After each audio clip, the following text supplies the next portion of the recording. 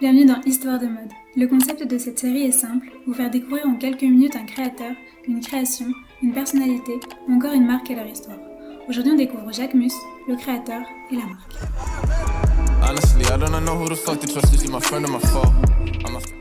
En brut. Simon Porte Jacquemus est né le 16 janvier 1990 en Provence dans une famille d'agriculteurs. Il a actuellement 30 ans.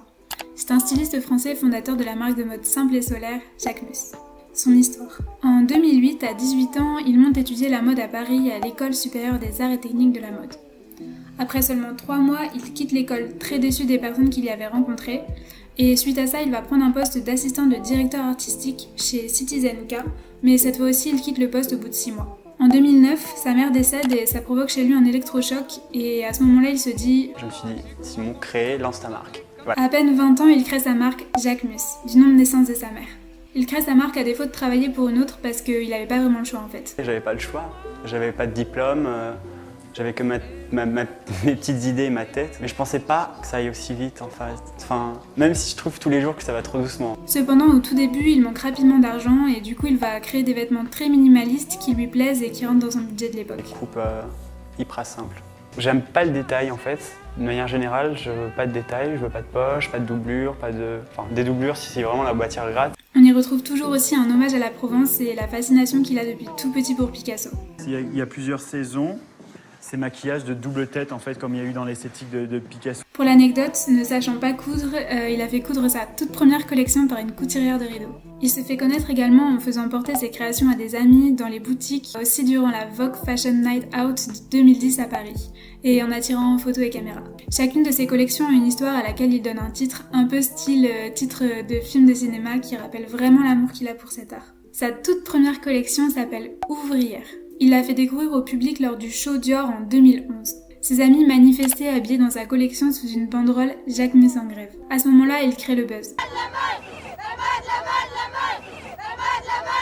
Et c'est trop cool parce que l'année qui suit, en 2012, il est invité à présenter sa collection lors de la Fashion Week de Paris.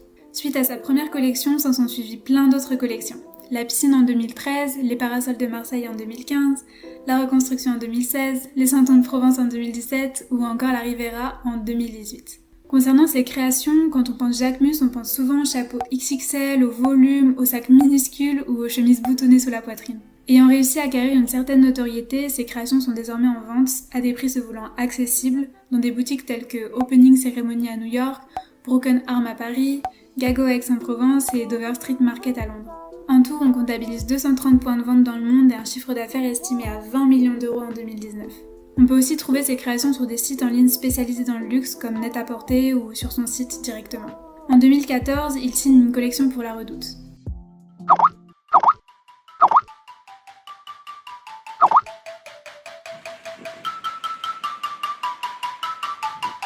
En 2015, il reçoit le prix spécial du jury au prix LVMH. Mon univers en fait, c'est au-delà des collections, c'est les histoires. Chaque collection raconte une histoire de la femme Jacquemus que je définirais comme brute, ultra simple et naïve. Pour info, en fait, c'est un concours international qui est créé par Delphine Arnaud à destination des jeunes créateurs de mode. Le 12 mai 2017, il sort son premier livre Marseille je t'aime, qui mêle photos, nature morte, collages et autres portraits électriques qui nourrissent son imaginaire. À cette date, il avait aussi présenté au festival Open My Med 3 expositions et un défilé en plein Marseille. Mais en réalité, le vrai tournant pour sa marque a lieu en 2017 avec la collection Les Santons de Provence. Avec cette collection, Jacquemus signe une mode plus femme, plus mature et gagne en crédibilité. Mais d'ailleurs, c'est qui pour lui la femme Jacquemus ? On me pose souvent la question et j'ai du mal, mais c'est vrai qu'elle est plutôt jeune, quoi. Ça c'est sûr, elle a plutôt 20 ans que 40. Il faut savoir que depuis la création de sa marque, il partage sa vie entre la Provence et Paris. Le 25 juin 2018, il a lancé sa première collection homme intitulée le Gadjo. Le défilé s'est déroulé à Marseille.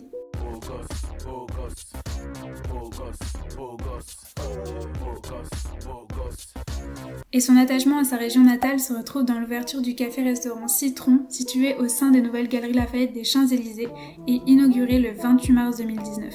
Cet attachement pour le Sud s'est aussi retrouvé lors de son défilé du 24 juin 2019, célébrant les 10 ans de la marque, où le créateur a invité le monde de la mode au sein même d'un champ de lavande. C'est vraiment typique du Sud-Est pour présenter sa nouvelle collection, le coup de soleil.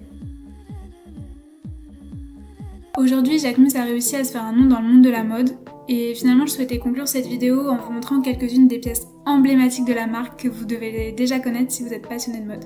Bon, la pièce la plus évidente, le Chiquito, qu'on voit absolument partout depuis quelques mois. Cette pièce est vendue au prix de 425 € pour la plus simple sur le site officiel Jacquemus. Il l'a récemment décliné dans une version homme. On a aussi le sac en paille, le Bassi, vraiment idéal pour le retour de l'été. On peut le retrouver en vente à 400 € sur pas mal de sites comme Vestiaire Collectif. On reste sur les accessoires et on termine le tour des pièces emblématiques Jacquemus avec le chapeau La Bamba.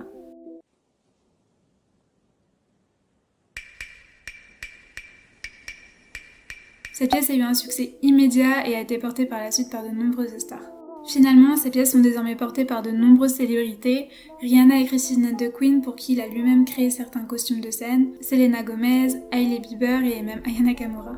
Bella Hadid est l'égérie de la collection Printemps-été 2020 et c'est Laetitia Casta qui a ouvert son défilé pour la collection Automne-hiver 2020-2021. Sur ce, cette vidéo est déjà terminée, j'espère qu'elle vous a plu, je vous embrasse et on se retrouve dans quelques jours pour une nouvelle vidéo Histoire de mode.